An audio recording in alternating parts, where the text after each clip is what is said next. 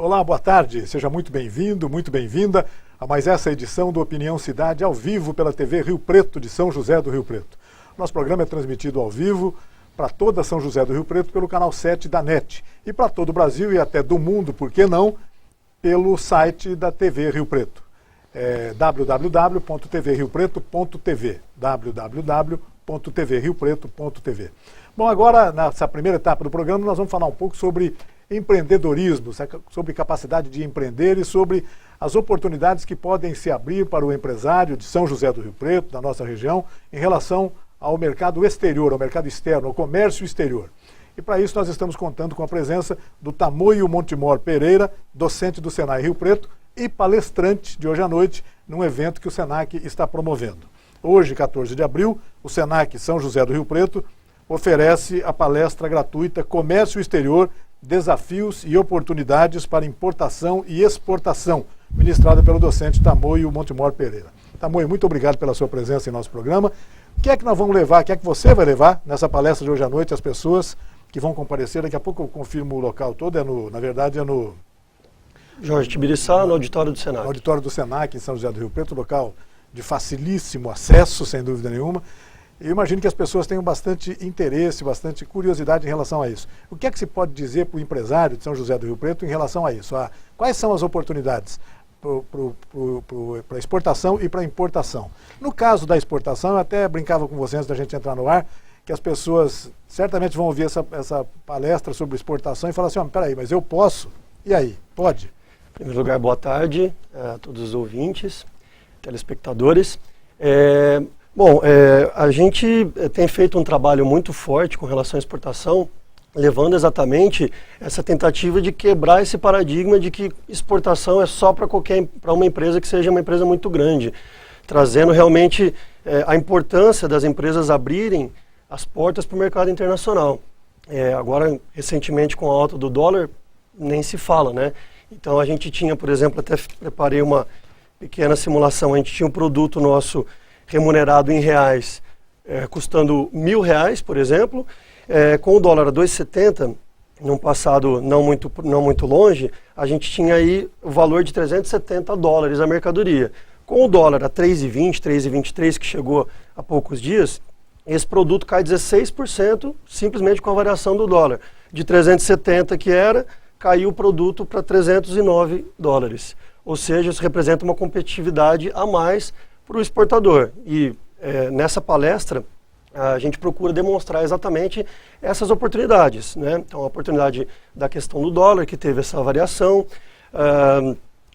Tem também muitos programas do governo, benefícios, o programa de desoneração das exportações. A gente costuma dizer que na exportação a gente exporta o produto e não os impostos. Ou seja, muita gente não sabe disso, né? IPI, PIS, COFINS, ICMS, eles não entram na base de cálculo para a gente calcular os produtos para exportação. O valor dos produtos para exportação. Exatamente.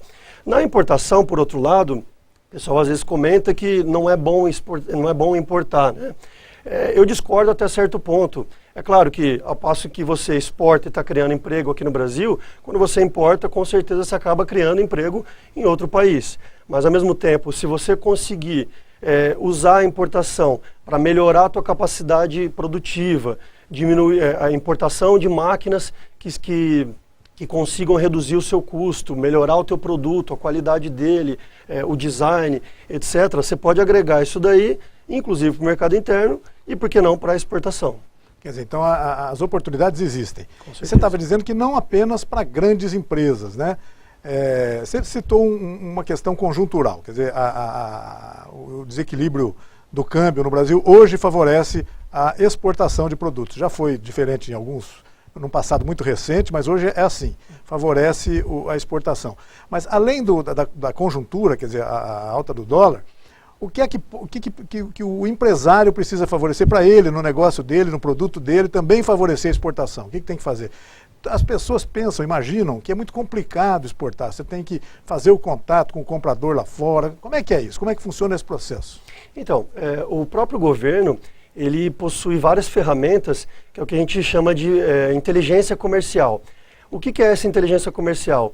São sites que dão a oportunidade do empresário ter em suas mãos estudos direcionados a mercados específicos, a produtos específicos, preparados especialmente para o empresário brasileiro, pelo setor de promoção comercial, SECOM.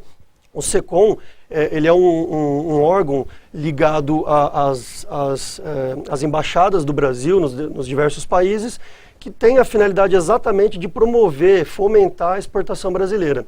Então, o que acontece? O empresário entra em contato com esse estudo. Nesse estudo ele vai encontrar informações estatísticas como medidas tarifárias, medidas não tarifárias, volume de comércio, importação e exportação de diversos produtos. Vai encontrar, inclusive, empresas interessadas em importar os produtos brasileiros. Então, o que resta de trabalho para o empresário brasileiro? Entrar em contato com essas empresas e oferecer o seu produto. Então, acho que exatamente é isso que falta as pessoas conhecerem, né?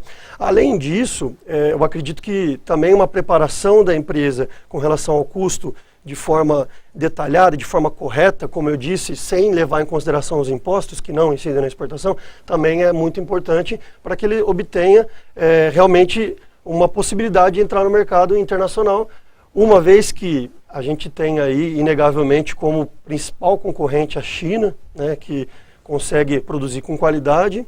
Acabou aquele mito de que produto chinês não é um produto bom, né? Acabou mesmo esse mito, acabou. Né? De alguma forma. Na verdade, a China tem produto de pior qualidade? Tem. Se você quiser pagar bem mais barato, você vai ter esse produto. Mas se você quiser pagar um preço razoável, com certeza eles têm mais competitividade nesse sentido do que o Brasil. Então, acho que o foco tem que ser pesquisa de mercado, inteligência comercial, formação correta de preço para exportação. Além disso, existe a possibilidade de participação de feiras internacionais, né? Como também existem profissionais na área qualificados para fazer um trabalho específico relacionado à exportação, à importação também. Então, acho que isso é o que o empresário tem que levar em consideração. Aprender sempre, né, Tamoio? A jogada é essa, né? Aprender sempre. Nós estamos falando, claro, de indústrias, né? Ou tem alguns setores da prestação de serviços que também pode se beneficiar da exportação, especialmente. Com certeza. A exportação de serviços tem uma possibilidade muito grande de crescimento, né? Existem mercados, inclusive na América Latina, que estão em situações de crescimento bem melhores do que a do Brasil, como, por exemplo, o Chile, o Equador e a própria Colômbia, né? A exceção aí é a Venezuela e a Argentina, que não vão muito bem, né? Até a própria Bolívia tem ido muito bem. Inclusive, historicamente, o Brasil era o maior parceiro comercial da Bolívia. Foi ultrapassado recentemente pela China, né? Então, a gente vê aí que alguma coisa a gente precisa fazer para retomar essa posição de destaque nesses principais aí países da América Latina, que são os países que, pelo fato de termos acordos econômicos, né, com esses países, eles pagam menos o Brasil imposto para importar de nós. Isso, o Brasil ficou um pouco para trás nos acordos, né? Não fez acordos bilaterais, se fiou somente no Mercosul, e a China, por exemplo, a gente está vendo que não, né? Que ela está cercando por todas as frentes aí e conseguindo resultados impressionantes para aumentar o famoso PIB chinês, né? Com certeza. O que a gente percebe aí como principal questão e principal preocupação em termos de negociação internacional é exatamente o acordo entre o Mercosul e a União Europeia. Porque o Brasil faz parte ainda de um acordo que chama SGP, que é o Sistema Geral de Preferências. Esse acordo, ele possibilitava aos países importadores da União Europeia, Estados Unidos, Canadá, Rússia, inclusive, Japão, Austrália e Nova Zelândia, que são os países mais desenvolvidos do mundo. Quando eles importavam produtos brasileiros, a gente emitia um formulário, um certificado de origem, que chama o Form A, e os importadores desses países obtinham uma tarifa reduzida de imposto de importação, né? E o Brasil foi reclassificado no começo do ano de 2014, e então ele passou a não ter mais esse benefício, porque ele aumentou de nível como país, né? Por esse motivo, acredito que a gente perdeu bastante exportação. Então, quer dizer que se a gente conseguir fechar um acordo que já vem há muito tempo tentando, né, entre Mercosul e a União Europeia, a gente tem muito a ganhar nesse sentido e aumentando as exportações. Tamoio, peço que você me perdoe até a minha falta de familiaridade em relação ao assunto. Mas, por exemplo, quando a gente fala em exportação de serviços, dá uns exemplos de serviços suscetíveis à exportação aqui mesmo, produzidos aqui na nossa região. Olha, um tipo de serviço muito requisitado é na área da construção civil, né? A gente tem empresas aqui que têm um excelente know-how aí na área e, inclusive, eu sei de empresas que fazem já essa exportação de serviços. Outra área que pode ser requerida é a área de desenvolvimento de tecnologias e assim por diante. Apesar de da nossa região não termos... não sermos tão forte nisso. Eu estava até dando uma pesquisada aí nas estatísticas de comércio exterior e o Brasil ele representa atualmente 1,33% de exportação e importação. Coincidentemente, o número é o mesmo para importação e exportação. Ou seja, 1,33% só do que o mundo importa e exporta é o Brasil que entra nessa jogada aí. Ou seja, é muito pouco para um país que veio aí de sexta, sétima maior economia do mundo em termos de produção. Isso é uma coisa realmente muito pequena. E um fator muito importante que deve ser levado em consideração, um dado, né, é exatamente a qualidade das exportações.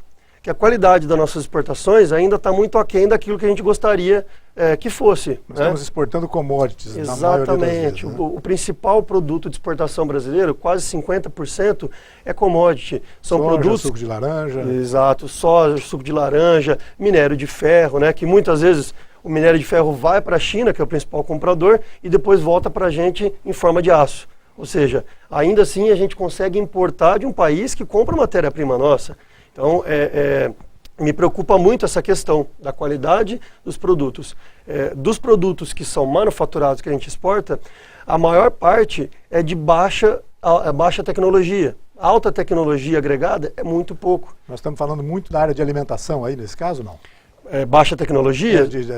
O volume de exportações da nossa região, por exemplo, de manufaturados, abrange muito a área de alimentação ou não? Isso, alimentos, né, açúcar, suco de laranja, você tem o próprio café, você tem limão, inclusive, in natura, né? Que tem isso já é manufaturado? Então, alguns desses produtos eles entram como semi-manufaturados e outros como primários, né? Produtos que não são manufaturados, são produtos primários. Tamoio, quer dizer, essa palestra que você vai direcionar hoje às pessoas em São José do Rio Preto, uma das mensagens estou percebendo que é essa aí, convencer as pessoas, ensinar as pessoas, orientar as pessoas, o empresário, a valorizar o produto deles, a transformá-lo em de commodity para manufaturados. Isso é possível fazer? Dá para o cara fazer aqui? Ou então a gente entra naquela pergunta que a gente começou o programa, eu posso? Exatamente, eu acredito que o empresário pode e a intenção da palestra é exatamente mostrar as ferramentas que ele precisa conhecer para ele poder transformar o produto dele, que é um produto que tem pouco valor agregado, como ele agregar valor a esse produto, como fazer com que esse produto tenha mais qualidade, tenha mais competitividade no mercado internacional e, por que não, aqui no Brasil. Né? Agrega valor, né? Aumenta o preço desse produto, ele vai ganhar mais com isso, na verdade. Exatamente. E o Brasil, sem dúvida, também, né? O Brasil também.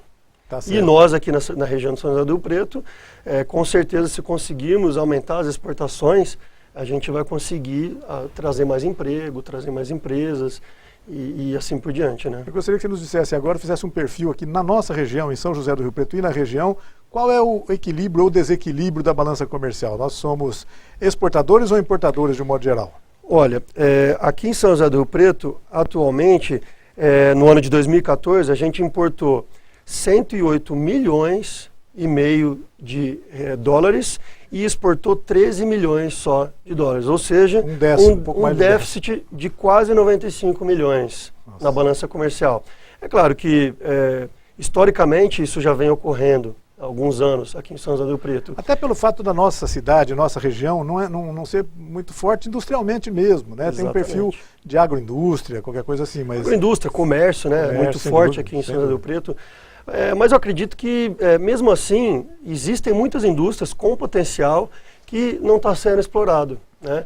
Tanto para despertar essas indústrias. Exatamente. Esse é um dos objetivos da palestra que você vai fazer hoje à noite. Então, acho que na importação, procurar trazer produtos que vão agregar valor no processo de fabricação para que você tenha mais competitividade, tanto no mercado interno e na exportação.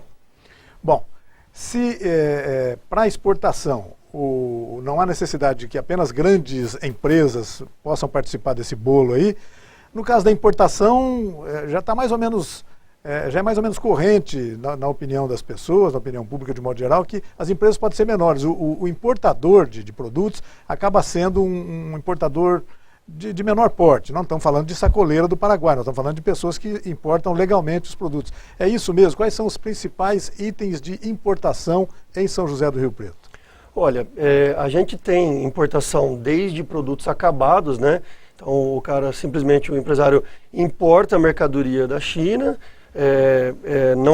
não agrega nada ao produto, né? Em alguns casos uma simples reembalagem é feita, em outros casos já vem com a marca da própria empresa, diretamente da China, e ele só faz a revenda. Então a gente tem muitas empresas que fazem isso, até porque vale a pena, né?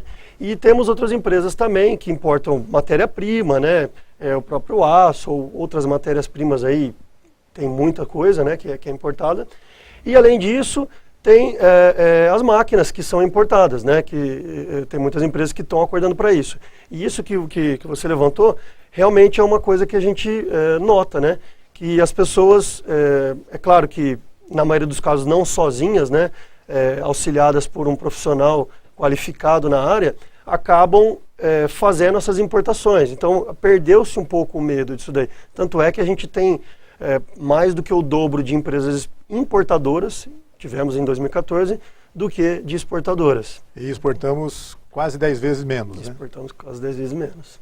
Quer dizer, é o dobro de importadoras e importa bem mais. Importa bem mais, claro. Importa o dobro também, praticamente.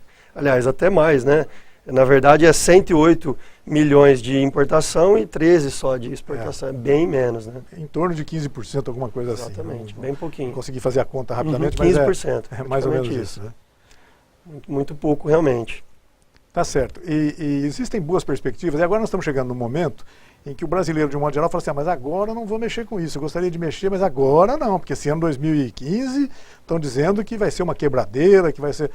Não se deve colocar esse tipo de observação antes de se estudar realmente, efetivamente, né, a oportunidade de fazer as coisas. Fala um pouco sobre isso. E o que é que você vai dizer a respeito disso lá na palestra, Tamoio? Olha, eu acho assim que existe o pessimista e o otimista. O pessimista, ele vê sempre um problema em qualquer situação. Um, né? Chora e o outro vende lenço. Né? Exatamente. Já o otimista, ele vê numa crise, numa situação complicada, onde existe um problema para o pessimista, ele vê uma oportunidade. É aquela história de ver o copo meio cheio ou meio vazio, né? Então, eu acho que realmente as pessoas e o empresariado em geral está passando aí por uma certa dificuldade, né? Está num momento de retração da economia, insatisfação com o governo e com esses escândalos aí de corrupção, mas eu acredito que oportunidades existem, elas têm que saber ser exploradas, e o mercado lá fora não está vivendo a mesma situação que a gente está vivendo aqui no Brasil. Então, levando isso em consideração... Uma coisa muito nossa, né? Uma coisa... Exatamente, a gente tem que sair um pouquinho da caixinha, né? Olhar um pouquinho lá para fora e ver o que eu posso vender da minha empresa, quais os produtos que eu posso conseguir. Não somos o centro do mundo, né? Talvez só no futebol sejamos, mas no restante não. Nem no futebol, nem né? No futebol mais, né? Depois do 7-1, nem no futebol. Depois do 7-1, nem no futebol, né? Tá certo, Tamoio. Bom, eu queria que você... eu tenho aqui algumas informações sobre a sua palestra de hoje. Serão apresentados conteúdos como planejamento, mídias, atendimento, produção e empreendedorismo, e será abordado o papel do profissional de comércio exterior nessas operações. Eu queria que você convidasse as pessoas para comparecerem hoje, né? Que hora que vai ser? Às 19h30, das 19h30 às 21 horas. Então é bem compacta a palestra, a pessoa não vai perder muito tempo de sono não, Exatamente. né? O importante é isso. e é no auditório do Senac, em Rio Preto, que fica ali na Jorge Tibiriçá, bem próximo da Avenida Alberto Daló, no centro da cidade. Fala um pouco sobre o que é que você vai dizer, quais são os conteúdos que você vai apresentar para as pessoas e convide-as para participarem, Damor. Então, o que nós vamos abordar, além disso que foi falado aqui, o que é necessário para a gente poder fazer uma exportação num ambiente seguro, o que é necessário para a gente fazer uma importação num ambiente seguro. Quando a gente fala em ambiente seguro, é porque, infelizmente, principalmente na importação, na exportação nem tanto, né, a gente ainda tem muitas barreiras não tarifárias, são órgãos que você tem que se reportar para conseguir autorização para importar determinado produto. Então isso tudo acaba travando um pouco as operações, dificultando um pouco. Então se você não tiver conhecimento para fazer isso, pode tornar a tua vida bem mais difícil. Você pode inclusive ter atrasos. Pode ter um enrosco em algum lugar nesse processo. Exatamente, atrasos na liberação. Você pode ter gastos a mais que não foram computados antecipadamente e com isso, de repente, até perder a viabilidade desse processo, né? Isso tanto na exportação quanto na importação. Mas frisando que na importação o buraco é mais embaixo, digamos assim, né? Os governos, de modo geral, eles procuram fomentar mais as exportações. E as importações, ele dá alternativas para você importar determinados produtos, né, facilita, mas desde que eles sejam benéficos à economia brasileira. Por exemplo, uma máquina que não tenha similar nacional, que vai ajudar no teu processo de fabricação. Então, você que está nos assistindo aí, gostaria de convidá-lo, né, a participar da palestra, dispensar um pouquinho do teu precioso tempo aí para nos assistir, né. Acredito que você vai você vai conseguir obter bastante informação que vai te ajudar a se lançar no comércio internacional, se abrir para o comércio internacional.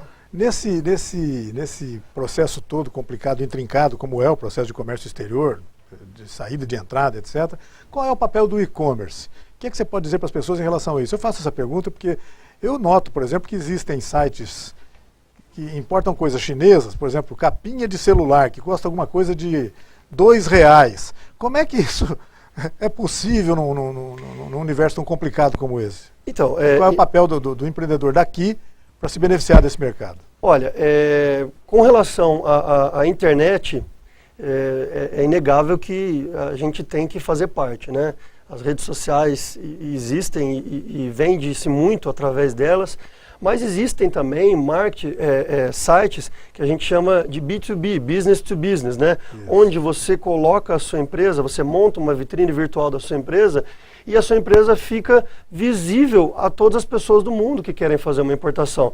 Então você tem aí, para citar como exemplo, o B2C, que é o AliExpress, que é o principal do mundo atualmente, e você tem, que é o B2C, que é para o cliente final, e o B2B, que é o Alibaba normal, né, o Alibaba.com. O Alibaba.com, por exemplo, você pode cadastrar sua empresa de graça, e se você quiser que ela seja uma das primeiras listadas na lista lá, quando alguém faz uma pesquisa, você pode se tornar um Gold Supplier, né, e aí você paga uma taxa anual para o site.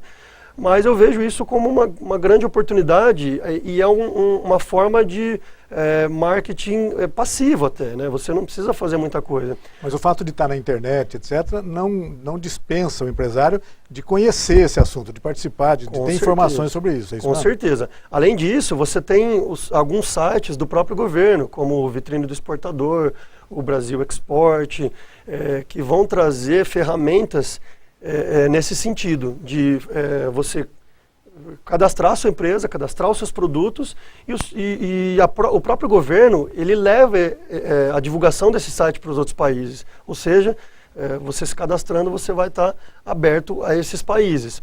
Além disso, como você bem colocou, é de suma importância você utilizar todas as ferramentas, inclusive conhecendo o processo, as rotinas de exportação e importação, para que você possa trazer isso como uma vantagem competitiva mesmo, né? Auxiliando o seu importador, por exemplo, o seu cliente lá no exterior, nas diversas questões que ele pode ter com o país dele ou com o Brasil, né? Então acho que é muito importante ter essas informações nesse sentido. Mesmo o comprador estando longe, você continua sendo um vendedor, né? Você precisa convencê-lo a comprar, né? Ajudá-lo a comprar, etc. Você tem que encantar o seu cliente, seja ele você estando num restaurante, né? E você tem o atendimento ali cara a cara, seja ele por site, ou por e-mail, ou por telefone, né? Você tem que estar encantando o seu cliente, você tem que fazer esse trabalho. E como a gente faz isso no comércio exterior? Exatamente, conhecendo de comércio exterior, sabendo passar informações corretas, fidedignas, né? Participando de feiras, de eventos. Participando de feiras, é isso aí. Tá certo. Bom, conversamos aqui com o Tamoio Montemor Pereira, docente do Senac Rio Preto, que vai ministrar hoje, dia 14, a partir das 19h30, às 21 horas, no Senac, em São José do Rio Preto, uma palestra sobre o mercado interno e mercado externo, para pessoas que querem exportar e querem importar. Está convidado, né, Montemor? Sucesso na palestra hoje à noite. E volte sempre para a gente estar conversando dessa maneira tão descontraída e tão informal sobre assuntos tão relevantes quanto esse que nós conversamos aqui. Obrigado pela presença. Muito obrigado pelo convite. É uma honra participar aqui do programa. E espero que a gente consiga avançar nesse trabalho aí com relação às exportações, né? Estão todos convidados para a palestra novamente. Tá certo. Muito obrigado. Nós vamos a um rápido intervalo e voltamos daqui a pouco, na sequência, com o segundo tempo do Opinião Cidade. Até já.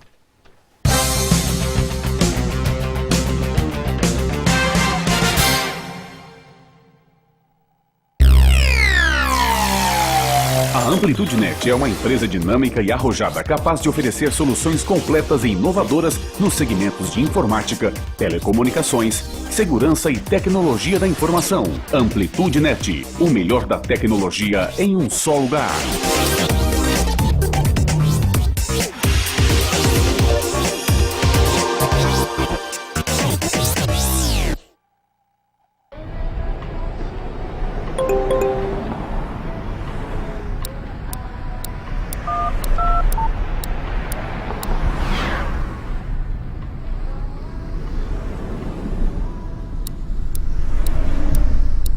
Com um torpedo, você perde a visão da pista pelo mesmo tempo. Mas você acha normal. Não tecle nem fale ao celular enquanto dirige. Evite acidentes.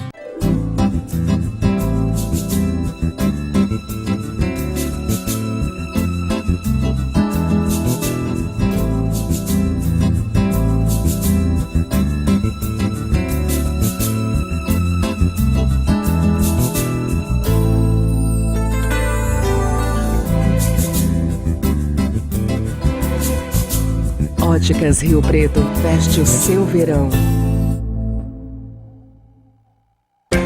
Braseiro Restaurante, almoço com sabor da boa comida caseira. Aberto de segunda a sábado, das 10h30 às 14 horas, com um cardápio diferente todos os dias. Braseiro Restaurante, um jeito simples e gostoso de comer bem. Rua Campos Sales, 1343, esquina com a Prudente de Moraes. Fone 3222-3612, no bairro Boa Vista.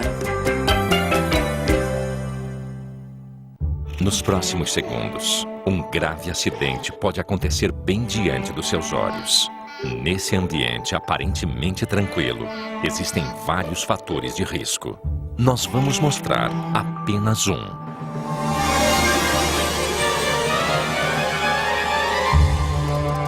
Aprenda a prevenir quedas e muitos outros acidentes. Acesse www.criançasegura.org.br. Nós fazemos a TV Rio Preto.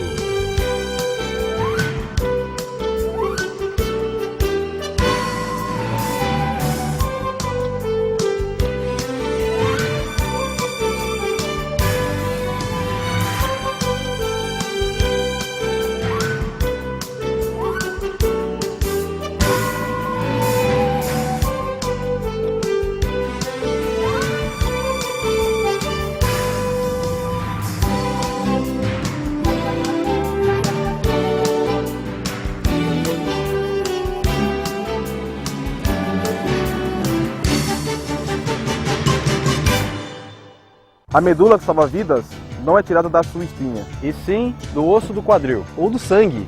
como uma doação. Você doa uma pequena quantidade que não faz falta. Seu corpo repõe fácil e volta logo ativa. E pronto, você salvou uma vida. Faça o cadastro no Hemocentro.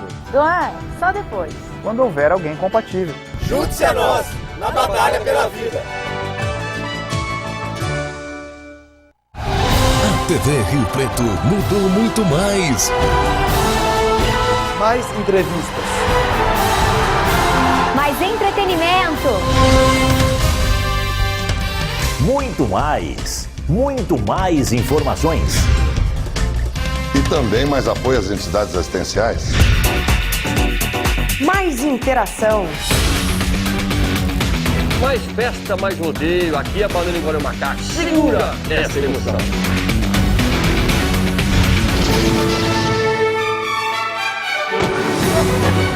E também mais filmes e desenhos. TV Rio Preto. Aqui somos mais Rio Preto.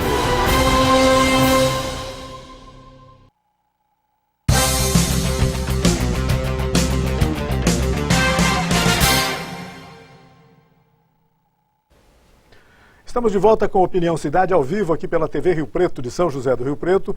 Agora, neste segundo bloco, conversando com o presidente do Conselho Municipal dos Direitos da Criança e do Adolescente, o Nélio Nakada. Ele vai falar sobre a abertura das inscrições para a Conferência Municipal dos Direitos da Criança e do Adolescente. Daqui a pouco eu gostaria que você explicasse exatamente o que é isso, viu, Nélio? O que é essa conferência e qual é a importância dela. Claro que as questões que envolvem a criança e o adolescente, numa cidade já de 500 mil habitantes como São José do Rio Preto, numa região que tem aí 2, 3 milhões de pessoas, é um assunto realmente muito importante, cheio de polêmica, né?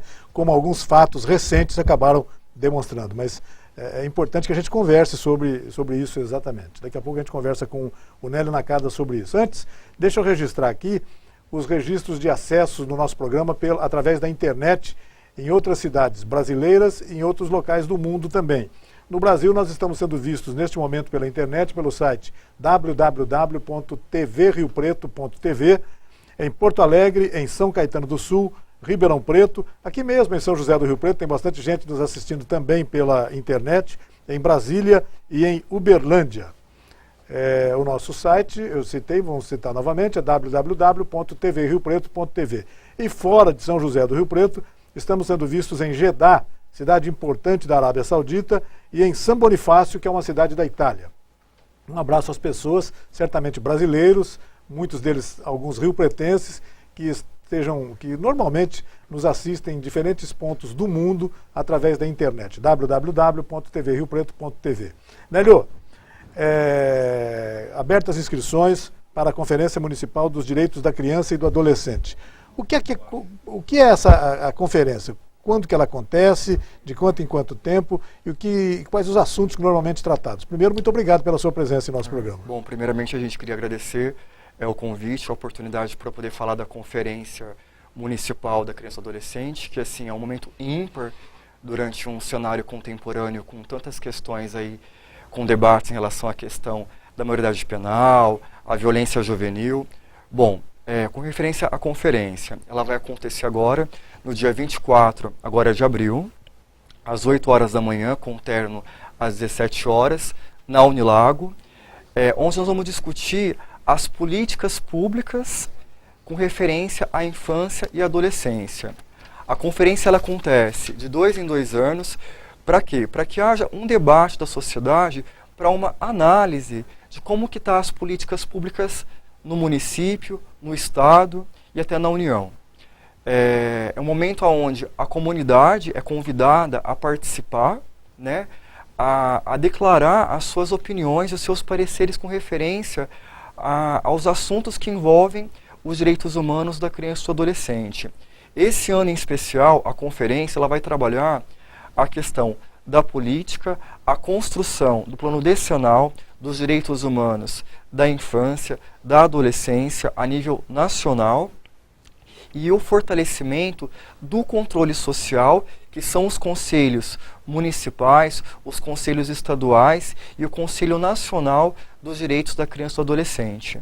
Então a conferência ela tem um marco, nós estamos na 10ª conferência aqui no município de Rio Preto, tá? E a proposta qual que é? É levar também os adolescentes para fazer a discussão, para despertar o quê? A questão do protagonismo juvenil, a promoção, a defesa, a gestão da política pública. Sem dúvida. Né? Então, quem melhor para poder falar e expor do que os próprios adolescentes? Né? Nós temos várias etapas. Então, no primeiro momento, o Conselho Nacional da Criança, que é o CONANDA, ele chama as conferências. Então, ela acontece primeiro nos municípios, depois nós vamos para uma conferência regional, que vai acontecer aqui em Rio Preto, nos dias 22 e 23, agora do mês de maio, que quem está organizando é o Conselho Estadual, que é o CONDECA, tá? E depois nós vamos para uma da região Sudeste, e depois vai para Brasília no final do ano, na grande Conferência Nacional, para as deliberações, para a construção realmente de uma política pública com qualidade, que vá de encontro com os anseios da sociedade em relação à proteção, à defesa, os direitos humanos da infância e adolescência. Tá certo. Deixa eu confirmar a data aqui, é dia 24 de abril, Isso. A 10ª Conferência Municipal dos Direitos da Criança e do Adolescente, vai ser no Teatro da Unilago, que fica Isso. na Rua Eduardo Nilson, 960, no Jardim Novo Aeroporto, um local sobejamente conhecido aqui em São José do Rio Preto. Tem aqui um telefone para informações, é o 3222-1850, 3222-1850. Que é o telefone do Conselho Municipal. Do Conselho. As inscrições são via online, pelo portal da Prefeitura, então vai ter um link lá, então faça as inscrições. Quem pode se inscrever? Quem pode participar e quais são as pessoas que o Conselho tem interesse que realmente participem, né? Olha, então assim, o evento ele é aberto para a comunidade como um todo.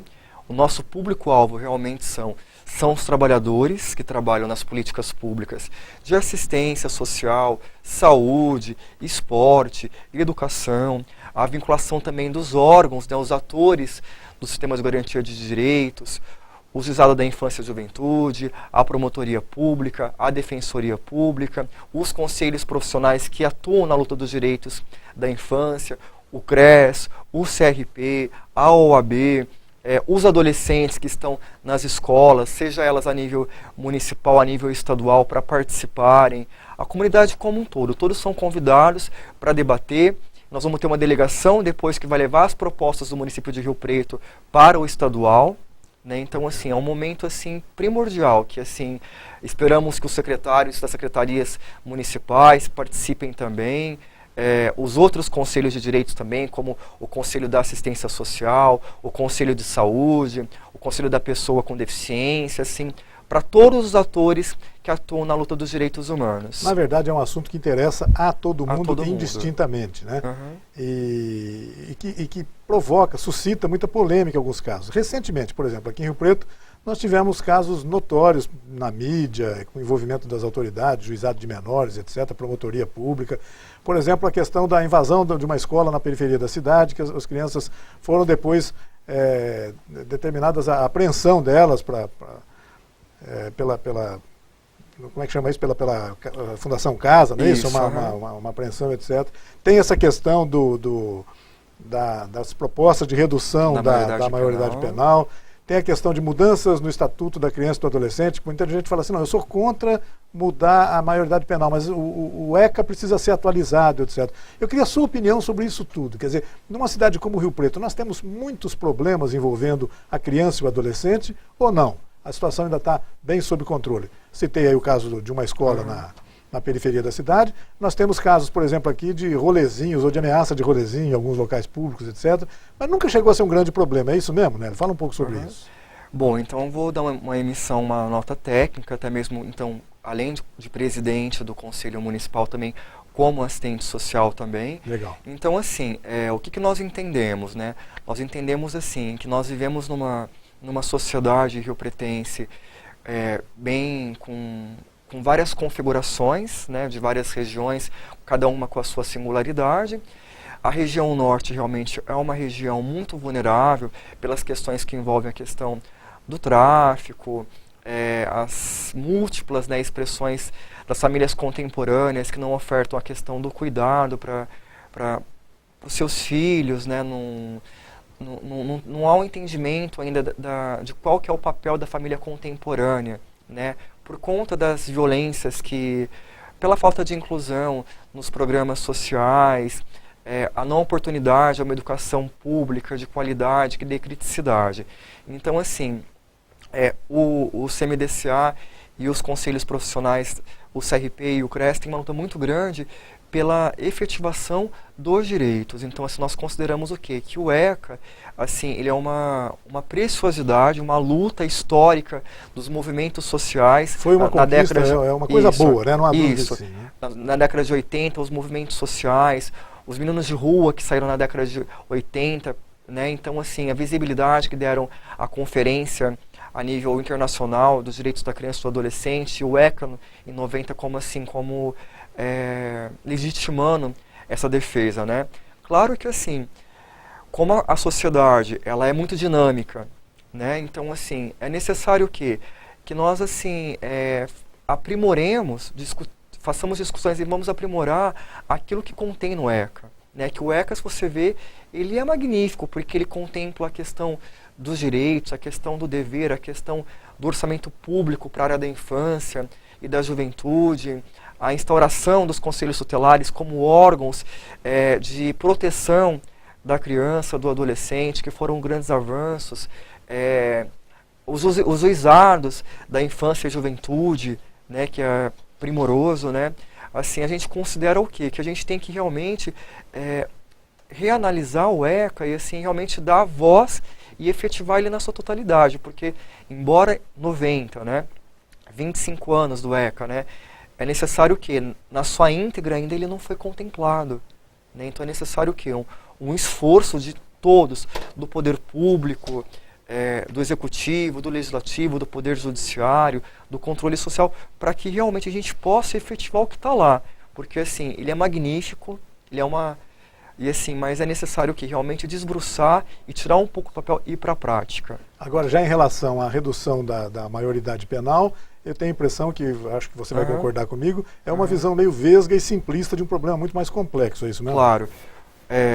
Estudos apontaram já que cidades de vários países do mundo que fizeram a redução, aumentou o índice de criminalidade, de violência muito grande. Nós consideramos o quê? Já existe, a nível no Brasil, um sistema, as medidas socioeducativas previstas no ECA.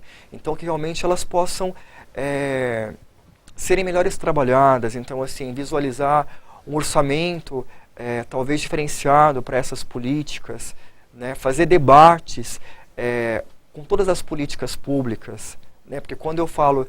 eu não falo só em Fundação Casa, eu falo também na LA, eu falo no PSC, claro, que são medidas que elas estão dentro do município, né, que elas são mais brandas, porque a internação é a última medida a ser aplicada, né, então ela é a última, então é necessário o quê? Então é necessário o quê?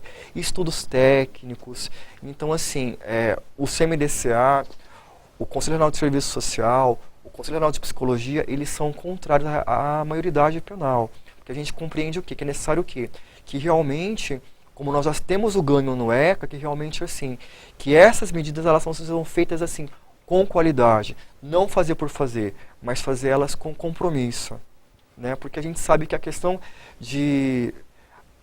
da maioridade penal, ela, assim, ela vai ser um retrocesso. Ela vai ser um retrocesso para a sociedade como um todo. Tem questões, né, que não comportam. Não é punir, não é punir, é incluir, é educar. Isso, assim, né? Em relação à insegurança de um modo geral no Brasil, por exemplo, aos maiores também, não há que se falar em pena de morte, etc., porque essas coisas não resolvem a questão, né? Não é o... E, assim, e é tão interessante também, se a gente for fazer uma análise de conjuntura, quando você vê a Câmara, né? Então, assim, quem colocou essa discussão? Então, você vê, assim, que são deputados, né, que têm uma forte ligação, assim, com uma classe muito dominante, né?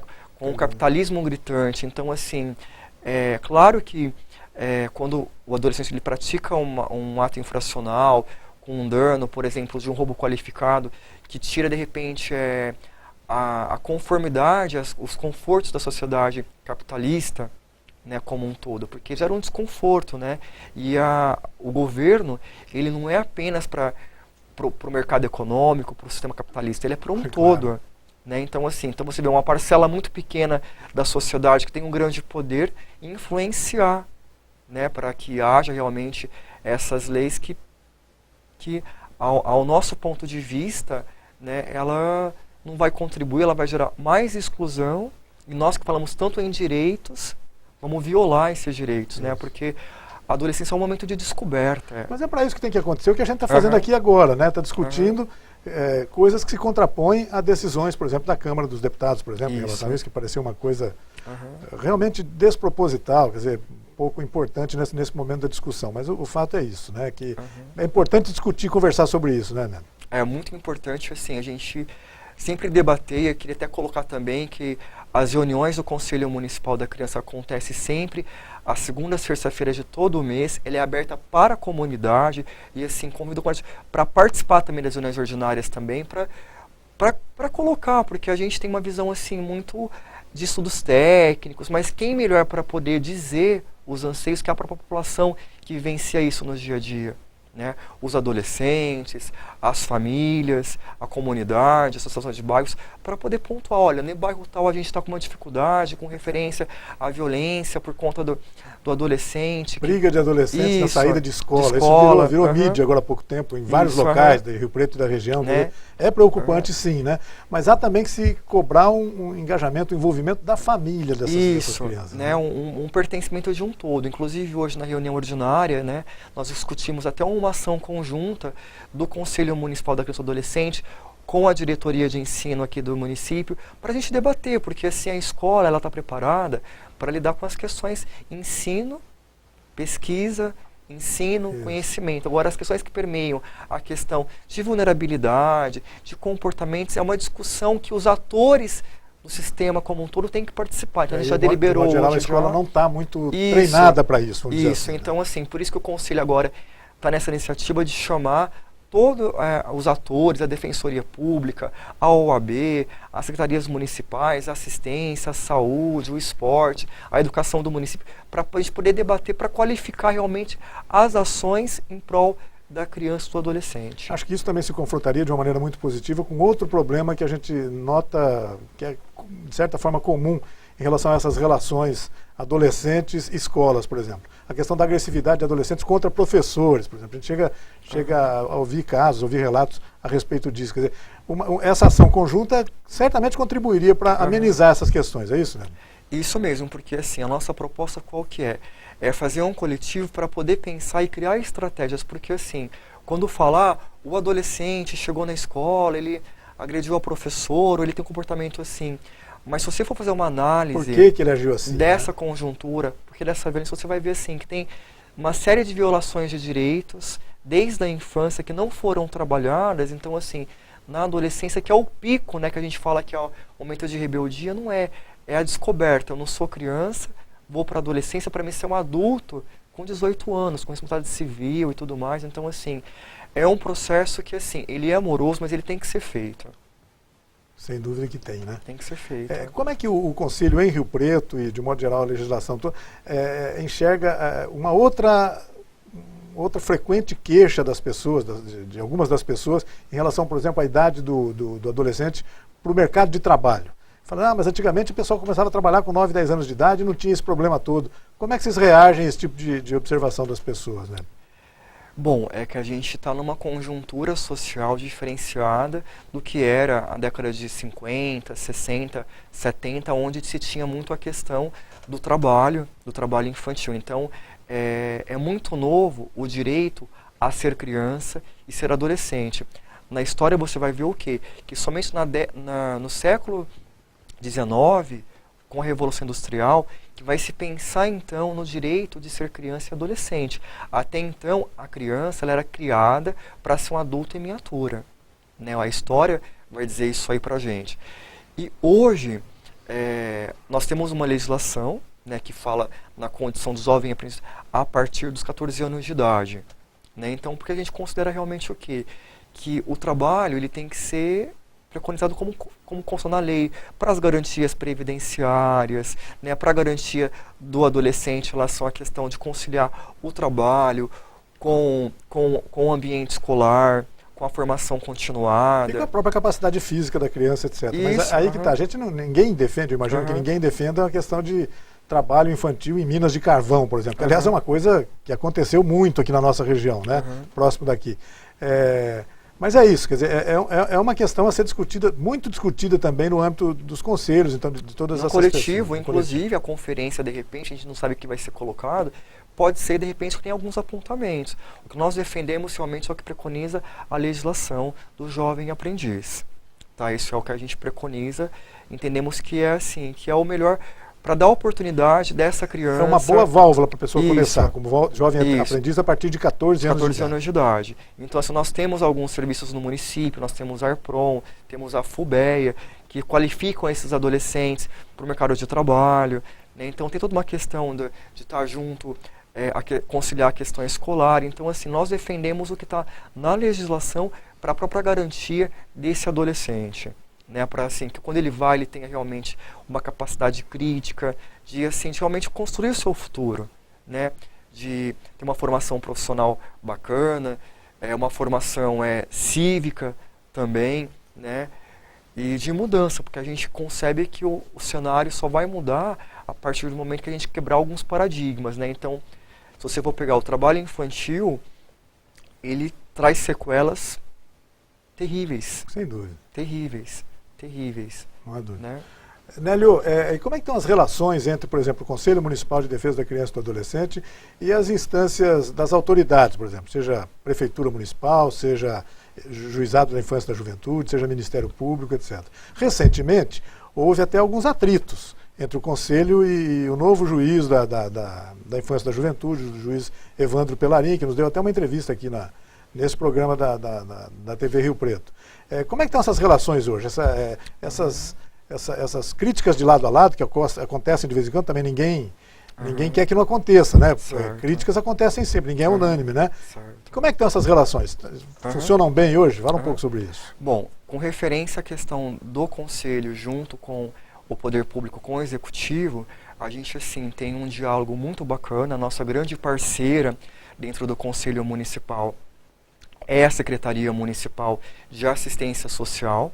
Chegou até a dar uma crítica do juiz por causa disso. Chegou a dizer que o Conselho estava sendo influenciado por algumas pessoas da Prefeitura, etc.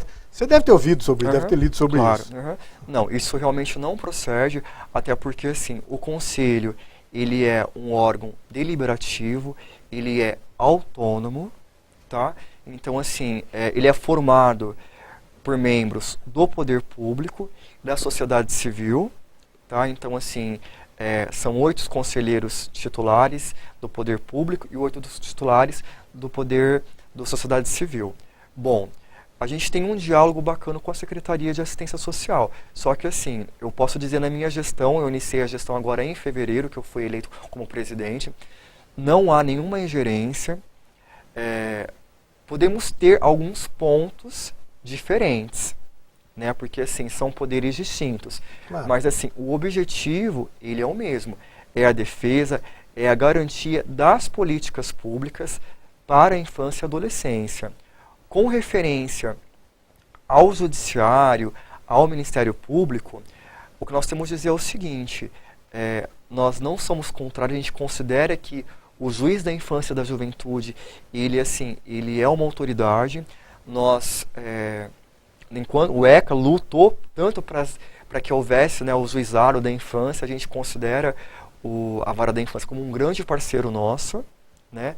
Nós temos, assim, talvez, opiniões diferenciadas, né, em referente à questão do que a mídia divulgou. O Conselho tem um posicionamento em relação à questão do adolescente. Foram questões não tão essenciais, vitais. Por exemplo, o fato da criança não poder ir desacompanhada a um ato público. Até isso foi envolvido. Não é uma coisa tão importante assim, mas é bom que haja opiniões diferentes a respeito disso, né, Neto? Então, inclusive, nós tivemos uma conversa, eu estive com o Dr. Evandro Pellarin, da infância, a gente teve uma conversa super bacana, a gente está como parceiro.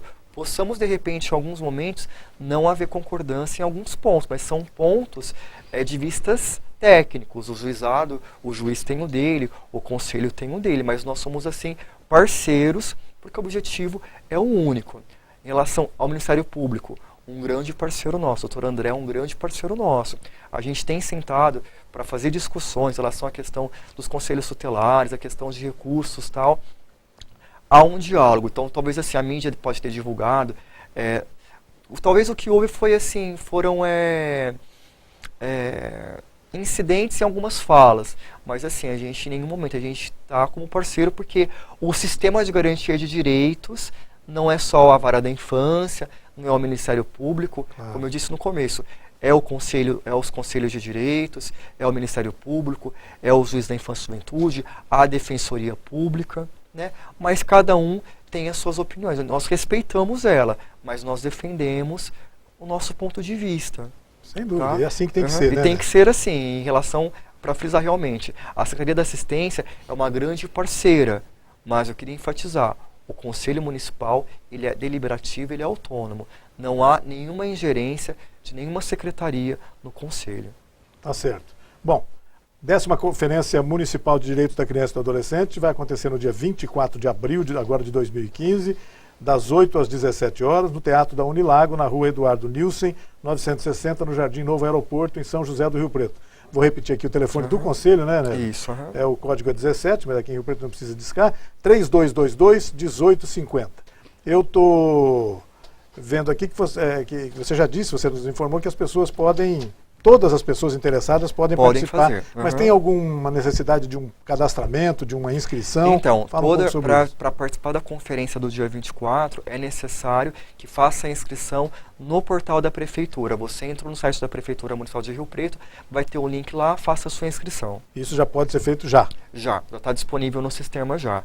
E só uma salva também, além da conferência que vai acontecer no dia 24, vai ter uma conferência agora, relacionado à infância, no dia 17 agora de abril, no CCJ à tarde, que vai ser uma conferência lúdica só dos adolescentes para fazer uma discussão, para levar essa discussão da conferência lúdica para a conferência maior, que é a conferência do dia 24 agora de abril.